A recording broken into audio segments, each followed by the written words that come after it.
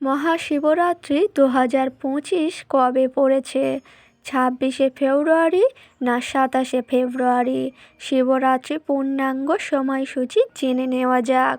শিবরাত্রি পালন করলে কি হয় আসুন জেনে নেওয়া যাক। নমস্কার বন্ধুরা, আজ চলে এসেছি আরও একটি নতুন ভিডিও নিয়ে। আশা করছি সকলে ভালো আছেন, সুস্থ আছেন। প্রথমেই বলি বন্ধুরা, ভিডিওটি সম্পূর্ণ দেখুন, একদম স্কিপ না করে। আর আমার চ্যানেলে নতুন হলে অবশ্যই চ্যানেলটিকে সাবস্ক্রাইব করে পাশে থাকবেন পরের ভিডিও পাওয়ার জন্য। এবার চলে আসি মূল বিষয়ে। সমস্ত ব্রতর মধ্যে সর্বশ্রেষ্ঠ ব্রত হলো এই মহাশিবরাত্রি। হিন্দু সম্প্রদায়ে প্রায় সকলের নিকট একটি অত্যন্ত গুরুত্বপূর্ণ ধর্মীয় আচার অনুষ্ঠান এই মহাশিবরাত্রি। হ্যাঁ বন্ধুরা, এই মহাশিবরাত্রি ফাল্গুন মাসের কৃষ্ণপক্ষের চতুর্দশ তিথিতে পালন করা হয়ে থাকে। মহাশিবরাত্রি হল হিন্দু ধর্মের সর্বোচ্চ আরাধ্য দেবাদিদেব মহাদেবের শিবের মহারাত্রি।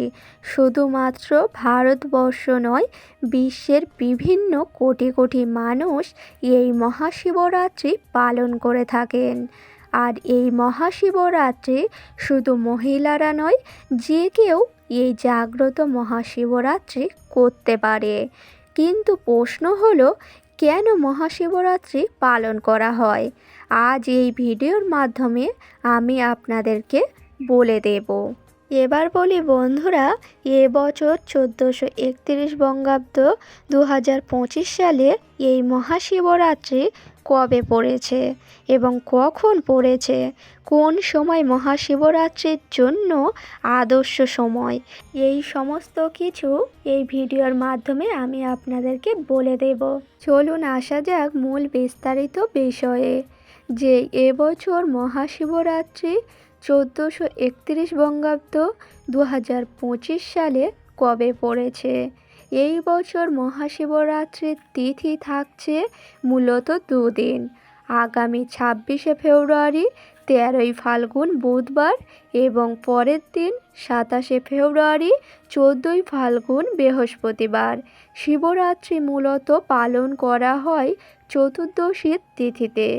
আর এই চতুর্দশীর তিথি শুরু হচ্ছে 26শে ফেব্রুয়ারি 13ই ফাল্গুন সকাল 9:42 থেকে, যা থাকছে পরের দিন 27শে ফেব্রুয়ারি 14ই ফাল্গুন সকাল 8:31 পর্যন্ত।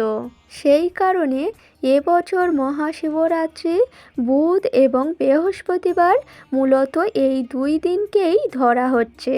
তবে শিবরাত্রির যে প্রধান পূজা থাকে, আমরা নিশীথ পূজা বলে থাকি, তা মূলত রাত্রিকালে সম্পূর্ণ হয়ে থাকে। তাই এবছরে মহাশিবরাত্রি গণ্য করা হয় প্রধান দিন হিসেবে, সেটি হচ্ছে 26শে ফেব্রুয়ারি 13ই ফাল্গুন বুধবার দিন। মহাশিবরাত্রি যদি এই বছর পালন করতে চান, তাহলে কিন্তু বুধবার দিনটি এবছরের জন্য আদর্শ দিন হিসেবেই গণ্য করা হচ্ছে। বুধবার সন্ধ্যা 6:19 থেকে বাবার প্রথম প্রহরের পূজা শুরু করা যাবে এবং মহাশিবরাত্রির প্রধান পূজা, যাকে নিশীথ পূজা বলা হয়ে থাকে, তা সম্পূর্ণ করতে হবে বুধবার রাত্রি 12:09 থেকে 12:59 পর্যন্ত। ইংরাজি ক্যালেন্ডার হিসাবে বৃহস্পতিবার দিন পড়ে গেছে, কারণ ইংরাজি ক্যালেন্ডার অনুযায়ী দিন শুরু হয়, আর বাংলা তথা হিন্দু পঞ্চাঙ্গ অনুসারে দিন শুরু হয় সূর্য উদয়ের পর। তাই এই সময়কালকে হিন্দু পঞ্চাঙ্গ এবং বাংলা পঞ্জিকা অনুসারে বুধবার দিনের মধ্যেই পড়ছে। তো বন্ধুরা, আশা করছি বিষয়টি সম্পূর্ণ বোঝাতে পেরেছি। তাই বন্ধুরা, এবছর যারা শিবরাত্রি পালন করতে চান, বুধবার দিনটি সম্পূর্ণ করুন এবং বুধবার দিন উপবাস রাখুন। কোনো কারণে যদি বুধবার দিন না করতে পারেন, তাহলে কিন্তু গোস্বামী মতে বৃহস্পতিবার দিনটাই করতে পারেন, অর্থাৎ বৃহস্পতিবার সকাল 8:31 পূর্বে শিবরাত্রির পূজা করা যাবে। তবে শিবরাত্রির পূজা যেহেতু রাতেই করা হয়, তাই রাতের বেলায় পূজা করা সর্বোত্তম বলেই মনে করা হয়ে থাকে। তো বন্ধুরা, ভিডিওটি আশা করছি বুঝতেই পেরেছেন। এবার আমি আপনাদেরকে বলবো যে শিবরাত্রির ব্রত এত জাগ্রত কেন, আর সকল দেশ সকল জায়গা থেকে এই মহাশিবরাত্রির ব্রত কেন পালন করা হয়ে থাকে। তো প্রথমেই বলি বন্ধুরা, এই দিন কিন্তু ভোলেনাথ এবং পার্বতীর বিবাহ হয়েছিল। হ্যাঁ বন্ধুরা, ভোলেনাথ এবং পার্বতীর বিবাহ হয়েছিল। তাই এই মহাশিবরাত্রিকে অনেকেই জাগ্রত বলেই মনে করে থাকেন। এই কারণেই বন্ধুরা সকল জায়গা সকল দেশ থেকে কোটি কোটি মানুষ ভোলেনাথের পূজা করে থাকেন। তো বন্ধুরা, আপনারাও মহাশিবরাত্রির ব্রত করুন এবং সকলকে জানাই মহাশিবরাত্রির অনেক অনেক শুভেচ্ছা।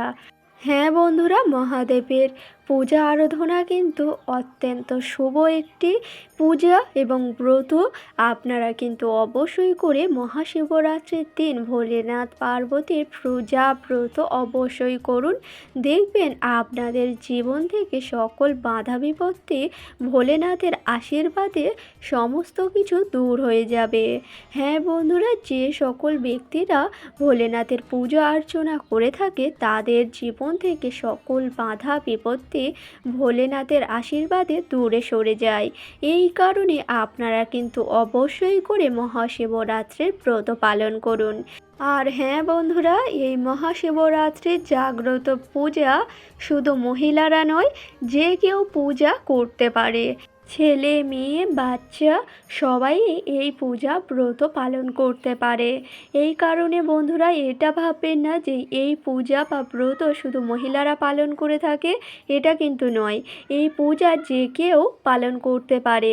তাই বন্ধুরা অবশ্যই করে মহাশিবরাত্রির দিন এই পূজা করুন, দেখবেন ভোলেনাথের আশীর্বাদ প্রাপ্তি করতে পারবেন এবং আপনাদের জীবন থেকে সকল বাধা বিপদ দূরে চলে যাবে। তাই অবশ্যই করে মহাশিবরাত্রির দিন উপবাস রেখে পূজা সম্পূর্ণ করে ভোলেনাথের মাথায় জল ঢেলে প্রহরের জল ঢেলে আপনাদের সকলের মনস্কামনা জানাবেন ভোলেনাথের চরণে। দেখবেন ভোলেনাথের আশীর্বাদে আপনাদের সকল ইচ্ছা মনস্কামনা পূর্ণ হবে, আপনাদের জীবন শুভময় হবে। তার কারণ হচ্ছে এই মহাশিবরাত্রির ব্রত কিন্তু খুবই জাগ্রত। তাই সকল দেশ থেকে সকল জায়গা থেকে ভোলেনাথের পুজো সকলেই করে থাকে। তাই সকলকে জানাই মহাশিবরাত্রির অনেক অনেক শুভেচ্ছা।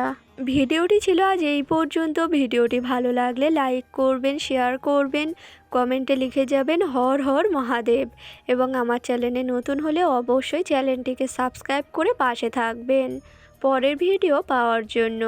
সকলকে জানাই অনেক অনেক ধন্যবাদ।